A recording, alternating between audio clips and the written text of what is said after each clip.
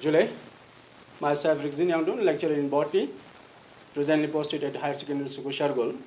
So today we will discuss about the asexual reproduction in living organisms. तो asexual reproduction को discuss करने से पहले हम थोड़ा यानी रिप्रोडक्शन के बारे में आपको बता दूं कि रिप्रोडक्शन क्या होती है. ओके, रिप्रोडक्शन को हम नटशेल में अगर बताएं तो ये एबिलिटी टू प्रोक्रिएट है. So how you can define reproductions. Reproduction is a biological process in which an organism rises to young one similar to self. Reproduction एक process है, एक phenomenon है जिसमें living organism अपना जैसा new individual young one बनाते हैं, उसको हम क्या कहते हैं? Reproduction कहते हैं. The offspring grow, mature and in turn produce a new offspring. यानी जो new offspring बनते हैं, young one बनते हैं, यानी वो मेच्योर हो जाते हैं, ग्रो हो जाते हैं, मेच्योर हो जाते हैं, फिर इसके बाद वो खुद एक यानी उसमें एबिलिटी आ जाता है रिप्रोड्यूस होने के लिए. Then there is a cycle of birth, growth and death. यानी हर लिविंग ऑर्गेनिज्म में एक लाइफ स्पेन होते हैं.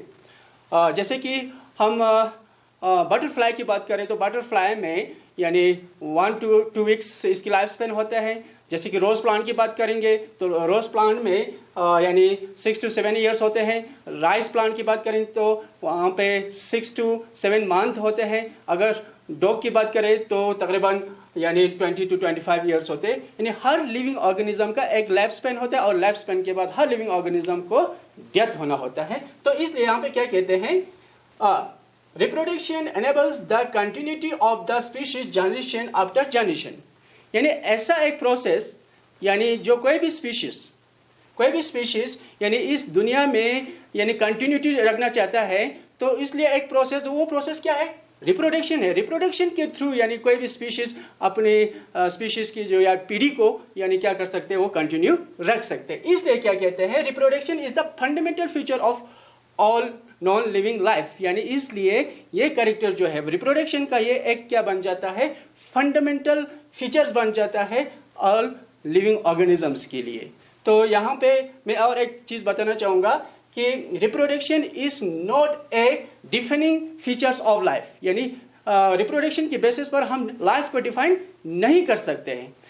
सिर्फ हम यानी रिप्रोडक्शन के बेसिस पर हम यानी लिविंग ऑर्गेनिज्म और नॉन लिविंग ऑर्गेनिज्म को हम डिस्टिंग्विश कर सकते हैं, लेकिन लाइफ को डिफाइन नहीं कर सकते हैं. यानी इसलिए मैं यहाँ पे बता दूं कि रिप्रोडक्शन के हमारे 2 टाइप्स है. One is asexual reproduction, another one is a sexual reproduction. Okay, और चीज़ बता दूं, यहाँ पे हमारे पास तो 2 सेक्सुअल एंड एसेक्सुअल रिप्रोडक्शन तो है, लेकिन कोई भी ऑर्गेनिजम्स रिप्रोड्यूस करने के लिए क्या स्ट्रेटेजी लगाते होंगे. जैसे कि यानी कोई भी ऑर्गेनिज्म यानी हाउ इट डिसाइडेड कि इसमें सेक्सुअल रिप्रोडक्शन होना है कि या एसेक्सुअल रिप्रोडक्शन होना है. यानी हमारे इर्द गिर्द बहुत सारे लिविंग ऑर्गेनिजम्स है, तो उनमें कैसा कौन सी फैक्टर्स है जो वो डिसाइड करता है कि उसमें एसेक्सुअल रिप्रोडक्शन होना है या सेक्सुअल रिप्रोडक्शन होना है. तो हर एक लिविंग ऑर्गेनिज्म क्या करते हैं, अलग अलग स्ट्रेटजीज लगाते हैं. तो यहाँ पे क्या है कि कुछ फैक्टर्स होते हैं. वो फैक्टर्स क्या है, उसमें से एक फैक्टर से लिविंग ऑर्गेनिजम्स हैबिटेट्स, यानी उस ऑर्गेनिजम्स की हैबिटेट वो एक्वाटिक है कि टेरेस्ट्रियल है. एक्वाटिक है तो वो मैरीन है कि फ्रेश वाटर में रहते हैं. या इसके अलावा और एक फैक्टर से वो है इंटरनल फिजियोलॉजी. उस ऑर्गेनिज्म की इंटरनल फिजियोलॉजी वो डिसाइड करता है कि उस लिविंग ऑर्गेनिज्म में सेक्सुअल रिप्रोडक्शन होगा या एसेक्सुअल रिप्रोडक्शन होगा. इसके अलावा यानी लिविंग ऑर्गेनिज्म में बहुत सारे और फैक्टर्स होते हैं. ये सब मिलके ये डिसाइड करता है कि उस लिविंग ऑर्गेनिज्म में यानी सेक्सुअल रिप्रोडक्शन हो जाएंगे या एसेक्सुअल रिप्रोडक्शन हो जाएंगे. ओके, तो we have 2 types. One is asexual reproduction, is another one is a sexual reproduction. Okay, तो एसेक्सुअल रिप्रोडक्शन से पहले मैं थोड़ा यानी सेक्सुअल रिप्रोडक्शन का एक आउटलाइन बता दूंगा ताकि आपको एसेक्सुअल रिप्रोडक्शन जल्दी समझ में आ जाएंगे. तो क्या होता है, देखिए, सेक्सुअल रिप्रोडक्शन में 2 पेरेंट्स के इन्वॉल्वमेंट होते हैं. ठीक, तो दोनों पेरेंट्स गेमिट बनाते हैं और गेमिट रिलीज करते हैं. बाद में फ्यूज हो जाते हैं जिसको हम फर्टिलाइजेशन कहते हैं. फिर इसके बाद ज़ैगोट बनते हैं. फिर ज़ैगोट को मल्टीपल डिवीजन होने के बाद उस वहाँ पे क्या बन जाते हैं, एम्ब्रियो बन जाते हैं. देन यानी ऑफस्प्रिंग बन जाता है.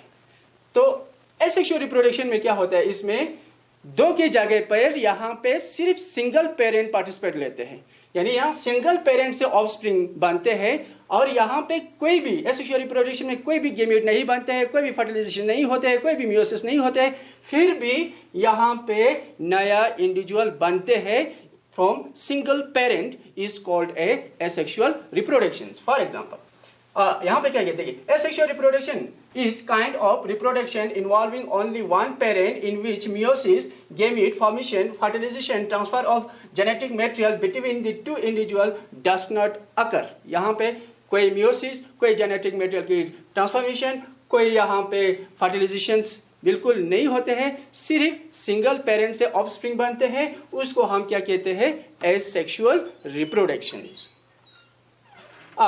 एसेक्सुअल रिप्रोडक्शन में क्या सच यहाँ पे क्या कहते हैं, here offspring produce are identical and represent the exact copies of the parent। जो offspring जो न्यू यंग यानी एसेक्सुअल रिप्रोडक्शन में बनते हैं वो आइडेंटिकल कॉपी होते हैं किसका, पेरेंट का। क्यों? क्योंकि जब हम सेक्सुअल रिप्रोडक्शन की बात कर रहे थे वहां पे दो पेरेंट्स के इन्वॉल्वमेंट थे, यानी दोनों पेरेंट्स के कैरेक्टर ऑफस्प्रिंग में मिक्सअप हो जाती है और वहां पे वेरिएशन आ जाती है।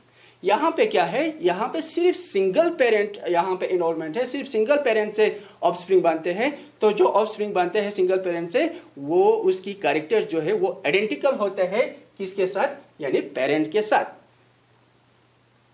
सच morphological and genetical similar individuals are called a clone, यानी ऐसा इंडिविजुअल जो मॉर्फोलॉजिकली और जेनेटिकली आइडेंटिकल हो, सिमिलर हो, उसको हम क्या कहते हैं, क्लोन कहते हैं। अब यहां पे क्या है, कैरेक्टर्स ऑफ एसेक्सुअल रिप्रोडक्शन, यानी एसेक्सुअल रिप्रोडक्शन में क्या क्या कैरेक्टर्स होते हैं। An organism can reproduce without the involvement of another organisms. अब यहाँ पे क्या कहते हैं, इससे हमें ये पता चलता है कि जो ऑर्गेनिज्म सिसाइल होता है, सेडेंटरी होता है, जो मूव नहीं कर पाते, अपने जो पार्टनर को नहीं ढूंढ पाते हैं, उन ऑर्गेनिज्म में यानी एसेक्सुअल रिप्रोडक्शन का बहुत फायदा होता है। It is not limited to single celled organisms. ये एसेक्सुअल रिप्रोडक्शन जो है वो सिंगल सेल तक महदूद नहीं होते हैं, क्योंकि जब हम कोई एसेक्सुअल रिप्रोडक्शन पढ़ते हैं तो उसमें एग्जांपल ज़्यादातर यानी बैक्टीरिया होते हैं और अमीबा होते हैं, ये सब यूनिसेलुलर होते हैं। तो कभी कंफ्यूजन हो जाते हैं कि जो एसेक्सुअल रिप्रोडक्शन सिर्फ यानी यूनिसेलुलर में होते हैं, ऐसा नहीं है। यानी एसेक्सुअल रिप्रोडक्शन यानी मल्टीपल सेलुलर में भी होते हैं, जैसे कि क्या कहते हैं, हाइड्रा है, स्पॉन्जिस है, उनमें भी क्या होते हैं, एसेक्सुअल रिप्रोडक्शंस होते हैं। Cloning is the form of asexual reproduction, यानी एसेक्सुअल रिप्रोडक्शन से क्या बनते हैं, क्लोन बन जाती है। An organism creates a genetically similar और आइडेंटिकल कॉपी इटसेल्फ, यानी एसेक्सुअल रिप्रोडक्शन के थ्रू जो भी ऑफस्प्रिंग बनते हैं वो ऑफस्प्रिंग क्या होते हैं, जेनेटिकली और मॉर्फोलॉजिकली बिल्कुल सिमिलर और आइडेंटिकल होता है पेरेंट्स के साथ। ये कुछ कैरेक्टर्स है किसका, एसेक्सुअल रिप्रोडक्शंस का। Next, advantages of asexual reproductions. When environmental factors are favorable, asexual reproduction is employed to exploit suitable conditions for a survival, such as an abundant food supply, adequate shelter, favorable climate, optimum pH, etc. यानी जब कोई भी favourable conditions होते हैं, जैसे कि यानी abundance of food हो, क्लाइमेट फेवरेबल हो, यानी वहाँ पे एडिक्वेट शेल्टर हो या ऑप्टिमम पीएच हो, तो उस कंडीशन में यानी एसेक्सुअल रिप्रोडक्शन ज़्यादा यानी बेहतरीन तरीके से होते हैं इन कंडीशंस में। तो populations increase exponentially to take full advantage of the rich supply of resources. इन रिसोर्सेज को यानी यूटिलाइज करने के लिए यानी एसेक्सुअल रिप्रोडक्शन के थ्रू यानी इसमें क्या हो जाता है, रिप्रोडक्शन बहुत ज़्यादा होता है, एक्सपोनेंशियली होता है, बहुत ज़्यादा। Now types of asexual reproductions. बहुत सारे types है asexual reproductions के। तो first we will take fissions. Fissions is the types of asexual reproductions. Fissions में क्या होती है, यहाँ पे देखिए, fissions किसको कहते हैं? It is the type of asexual reproductions in which a fully grown parental organism divides into two or more than two daughter cell in this reproductive unit is whole body. यानी fissions का मतलब होता है break down होना या split होना। यानी इस टाइप्स ऑफ रिप्रोडक्शन में क्या होता है कि पेरेंटल बॉडी, पेरेंट की जो बॉडी होते हैं वो डिवाइड हो जाती है, यानी 2 या मोर देन 2 में, तो उसको हम क्या कहते हैं, फिशंस कहते हैं। ठीक है, तो फिशंस में जो रिप्रोडक्टिव यूनिट जो है वो पूरा उसकी बॉडी होते हैं, पूरा बॉडी पार्टिसिपेट लेते हैं इस रिप्रोडक्शंस में, इसलिए इसको हम क्या कहते हैं, reproductive unit is whole body इसलिए कहते हैं, क्योंकि जब बैक्टीरिया हो तो बैक्टीरिया को फिशन हो जाते हैं तो बैक्टीरिया की पूरा बॉडी इसमें पार्टिसिपेट लेते हैं। ठीक है, तो यानी फिशंस का मतलब हुआ यानी किसी पेरेंटल बॉडी को डिवाइड होकर 2 या 2 से ज़्यादा में डिवाइड हो जाना, यानी इसको हम क्या कहते हैं, फिशंस कहते हैं। तो यहाँ पे एग्जाम्पल है बैक्टीरिया। इसके अलावा फिशंस के हमारे पास फर्दर टाइप्स है, उसमें है बाइनरी फिशंस। बाइनरी फिशंस इस नाम से ही पता चलता है, बाइनरी का मतलब 2 होता है, फिशन का मतलब स्प्लिटिंग या ब्रेकडाउन होना। तो इस केसेस में क्या होते हैं, यानी कोई भी ऑर्गेनिजम्स उसकी बॉडी डिवाइड होके 2 इक्वल डॉटर सेल में डिवाइड हो जाती है, तो उसको हम क्या कहते हैं, बाइनरी फिशन। यानी फिशंस होके 2 इक्वल पार्ट्स बनते हैं, इक्वल डॉटर सेल बनते हैं, इसलिए इसको हम बाइनरी फिशंस कहते हैं।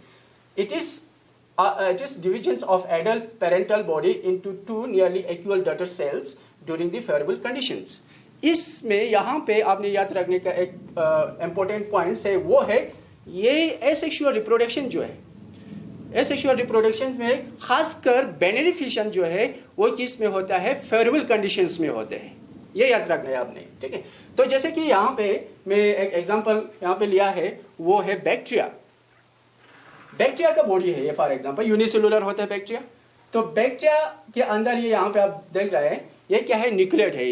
एक्चुअली ये प्रोकैरियोटिक ऑर्गेनिजम्स है, तो इसमें कोई न्यूक्लियस नहीं होते हैं, यानी बैक्टीरिया में न्यूक्लियस नहीं होते हैं, तो ये इसको हम क्या कहते हैं, न्यूक्लियट कहते हैं। या इस तो अब यहाँ पे रिप्रोडक्शन, बाइनरी फिशंस रिप्रोडक्शन होने से पहले एक मैकेनिज्म आपको समझना जरूरी है कि इसमें क्या होता है, सबसे पहले यानी कार्योकिनेसिस होता है, फिर इसके बाद साइटोकिनेसिस होता है। यानी कार्योकिनेसिस, कोई भी बाइनरी फिशंस होते हैं उससे पहले कार्योकिनेसिस होता है। कार्योकिनेसिस का मतलब होता है यानी डिवीजन ऑफ न्यूक्लियस। फिर इसके बाद आस्ते आस्ते क्या हो जाता है, उसकी साइटोप्लाज्म डिवाइड हो जाता है, उसको हम क्या कहते हैं, साइटोकिनेसिस। तो सबसे पहले इस बैक्टीरिया में क्या होगा, कार्योकिनेसिस होगा। कार्योकिनेसिस का मतलब होता है यानी न्यूक्लियस को डिवाइड होना, तो लेकिन यहाँ पे न्यूक्लियस तो है नहीं है क्योंकि ये प्रोकैरियोटिक ऑर्गेनिजम्स है। तो यहाँ पे पहले क्या है, यहाँ पे न्यूक्लियट से इस न्यूक्लियट को डिवाइड होगा, तो यहाँ पे जो डीएनए है, एक डीएनए को 2 डीएनए बन जाएगा। ठीक है, यहाँ पे एक डीएनए यहाँ पे है, दूसरा डीएनए यहाँ पे है, तो ये इसको हम क्या, इस प्रोसेस को क्या कहेंगे, इसको कार्योकिनेसिस कहेंगे। फिर आहिस्ते आहिस्ते इस बैक्टीरिया की साइटोप्लाज्म डिवाइड हो जाएंगे, इस तरह डिवाइड हो जाएंगे। इस साइटोप्लाज्म को डिवाइड होने को हम क्या कहते हैं, साइटोकिनेसिस।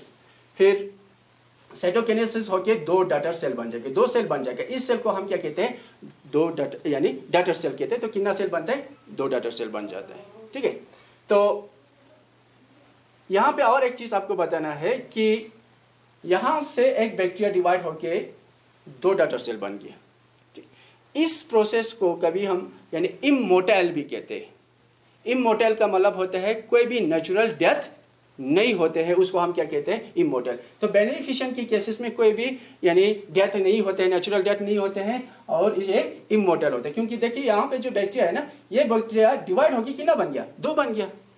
ठीक है, यहाँ पे कोई यानी नेचुरल डेथ नहीं होगा। फर्दर ये मैच्योर हो जाएगा, यही 2 बैक्टीरिया फिर से बाइनरी फिशन हो जाएगा, फिर इसके बाद क्या हो जाएगा, इसको और 2 बैक्टीरिया बन जाएगा। तो यहाँ पे कोई नेचुरल डेथ नहीं होते हैं, तो इसलिए इसको हम क्या कहते हैं, इस प्रोसेस को कभी यानी इमोर्टल भी कहते हैं।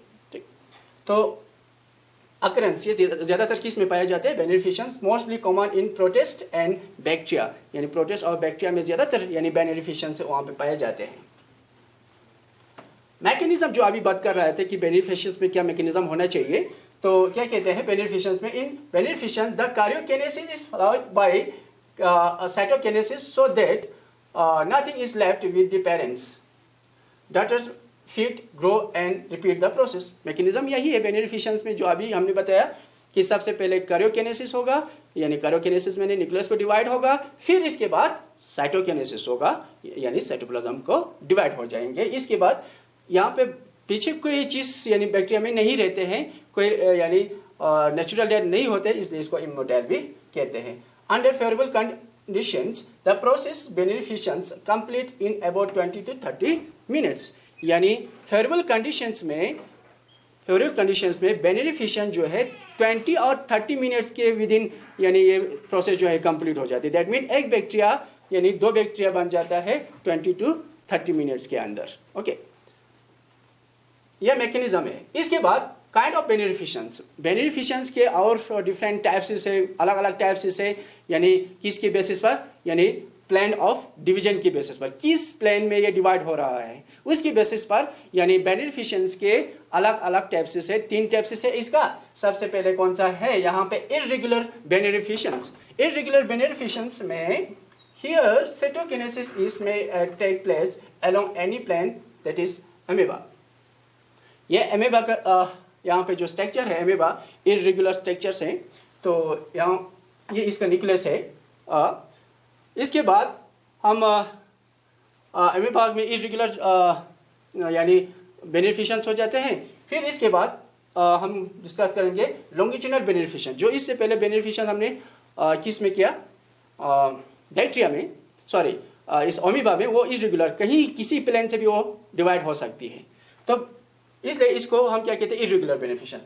अब इसके बाद लॉन्गिट्यूडनल बेनिफिशियंस में क्या होते हैं, यहाँ पे क्या होते हैं कि जो बेनिफिशियंस होगा वो लॉन्गिट्यूडनली होगा, इस तरह. ठीक है, इस तरह डिविजन्स होगा लॉन्गिट्यूडनली. तो इसलिए इसको हम क्या कहते हैं, लॉन्गिट्यूडनल बेनिफिशियंस. जैसे कि यहाँ पे न्यूक्लियस है, सबसे पहले न्यूक्लियस को डिवाइड होगा. ठीक है, न्यूक्लियस को डिवाइड होगा, फिर न्यूक्लियस डिवाइड होने के बाद इसके साइटोप्लाज्म को डिवाइड होगा. लेकिन साइटोप्लाज्म की डिवाइड किस तरह होगा, लॉन्गिट्यूडनली होगा, इस तरह. यहाँ पे लॉन्गिट्यूडनली होगा तो इस तरह डिवाइड हो जाएंगे. तो इसलिए इसको हम क्या कहते हैं, लॉन्गिट्यूडनल बेनिफिशियन कहते हैं. इसमें एग्जांपल है यूग्लेना. जो पहले वाले हमने एग्जांपल लिया था उसमें जो इर्रेगुलर बेनिफिशियंस, उसमें क्या होते हैं, उसमें होते हैं क्या कहते हैं, अमीबा होते हैं. ठीक, नेक्स्ट इसमें है ट्रांसवर्स बेनिफिशियंस. यानी ट्रांसवर्स बेनिफिशियंस में क्या कहते हैं, here the cytokinesis take place transverse axis. देखिए यहाँ पे ये पैरामीशियम का एग्जांपल है. तो पैरामीशियम में जो न्यूक्लियस है वो पहले डिवाइड हो जाएंगे, फिर इसके बाद इसके साइटोप्लाज्म डिवाइड हो जाएंगे. साइटोप्लाज्म डिवाइड इस तरह नहीं होगा, ये डिवीजन किस तरह होगा, इस तरह होगा, ट्रांसवर्सली डिवीजन होने की वजह से, इसलिए इसको हम क्या कहते हैं, ट्रांसवर्स बेनिफिशियंस कहते हैं. वो किस में होता है, यानी ये पैरामीशियम में होते हैं. तो यानी ऑन द बेसिस ऑफ यानी mode of plan of divisions we have 3 types. एक है इर्रेगुलर बेनिफिशियंस, दूसरा है लॉन्गिट्यूडनल बेनिफिशियंस, तीसरा है transverse बेनिफिशियंस. Now, another types of fissions is multiple fissions. जो उससे पहला वाला हमने टाइप्स किया था, वो क्या किया था हमने, बेनिफिशियंस में क्या होते थे, एक पेरेंटल बॉडी डिवाइड होकर 2 बनते थे. यहाँ पे मल्टीपल फिशंस का इस नाम से ही पता चलता है कि यहाँ पे एक यानी ऑर्गेनिज्म डिवाइड होके 2 से ज़्यादा यानी डॉटर सेल बनाएगा. तो इसलिए इसको हम क्या कहते हैं, मल्टीपल फिशंस. तो इन अमीबा, इसमें भी एग्जांपल अमीबा का भी ले सकते हैं, क्योंकि अमीबा में भी क्या होता है, मल्टीपल फिशंस होते हैं. इसके अलावा जब हम या कोई क्या कहते हैं, प्लाज्मोडियम का भी ले सकते हैं एग्जांपल.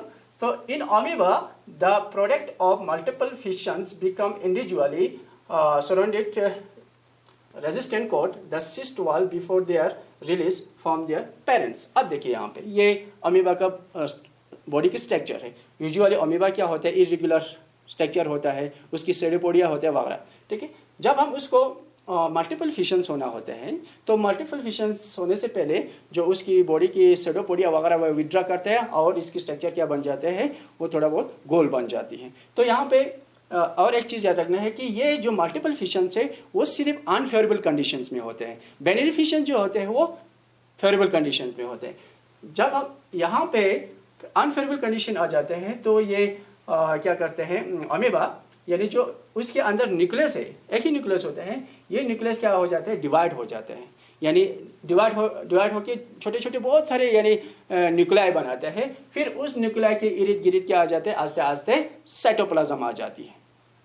ठीक है, साइटोप्लाज्म आ जाती है. फिर अनफेवरेबल कंडीशंस में यानी इसके अलावा यानी इस ऊपर, इसके जो साइटोप्लाज्म के ऊपर और एक वॉल आ जाते हैं जिसको हम क्या कहते हैं, सिस्ट कहते हैं। ये सिस्ट क्या करते हैं, इस ओमेगा जो डाटर ओमेगा है उनको बचा के रखता है अनफेवरेबल कंडीशन से। फिर जब फेवरेबल कंडीशन आ जाता है तो ये सिस्ट ब्रेक हो जाते हैं और डाटर न्यूक्लियस एक साथ में रिलीज हो जाते हैं। इसलिए इसको हम क्या कहते हैं, मल्टीपल फिशंस। पहले एक ओमेगा था, अब जब सिस्ट ब्रेक होके रिलीज होते वक्त बहुत सारे यानी न्यू डाटर सेल जो है, ओमेगा जो है वहां से निकल जाती है, इसलिए इसको हम क्या कहते हैं, मल्टीपल फिशंस।